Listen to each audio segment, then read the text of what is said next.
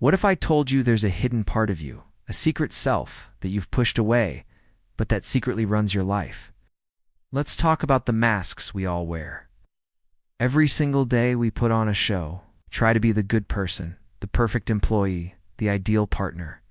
We present this polished version of ourselves to the world, the one that's always agreeable, always positive, always in control. But where do all the other parts go? The anger you swallow when someone cuts you off in traffic? The sting of envy when you see a friend succeed? The secret fears you're too ashamed to even admit to yourself. We shove them down, lock them away in the basement of our minds, hoping no one ever sees them. We pretend they don't exist, but they do. And this hidden collection of rejected parts is what the psychologist Carl Jung called the shadow. The great thinker Carl Jung gave us a warning that is more relevant today than ever. He said, "Until you make the unconscious conscious, it will direct your life, and you will call it fate." Think about that for a second.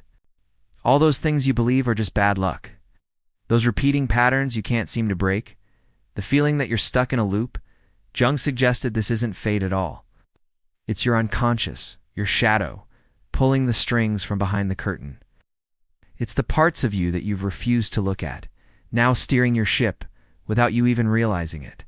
When you feel that sudden burst of rage over something small, or that inexplicable sadness that comes out of nowhere, that's your shadow trying to get your attention.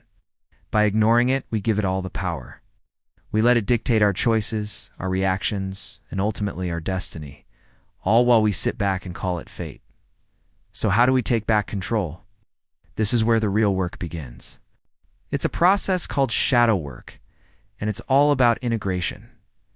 Your shadow isn't some evil monster, simply the parts of yourself that you've rejected or repressed, often because society told you they were bad or unacceptable. Maybe it's your ambition, your vulnerability, or your anger. But here's the truth. You cannot be a whole person if you are divided. You couldn't just live with the light side and pretend the dark side doesn't exist. Shadow work is the courageous act of turning around, walking down into that mental basement, and looking at what you've stored there. Not with judgment or with shame, but with compassion and curiosity. The goal isn't to get rid of your darkness.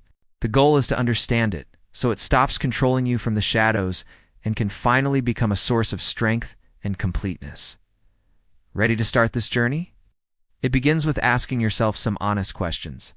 This isn't about blaming yourself. It's about becoming a detective of your own mind. Here are 3 questions to get you started. First, think about your triggers. What quality in another person makes you irrationally angry or annoyed? That intense reaction is often a mirror, reflecting a part of your own shadow back at you. Second, what are your repeating patterns? What mistakes do you find yourself making over and over again in relationships, at work, or in your personal life? These patterns are clues left by your unconscious. And third, the hardest one. What are you most afraid to admit about yourself, even just to yourself? Be brutally honest. Answering these questions is like turning on a light in that dark basement. It's the first step to seeing what's really there. Remember, the path to becoming whole isn't about eliminating your flaws or becoming perfect. It's about embracing every single part of who you are. To truly see the light, you must be brave enough to acknowledge the dark. This journey isn't easy, but it is the most rewarding one you will ever take. If you're ready to continue exploring your inner world and find true self-acceptance, subscribe to Year-Round Chill for your journey to wholeness. Be brave. Be you. Thanks for watching.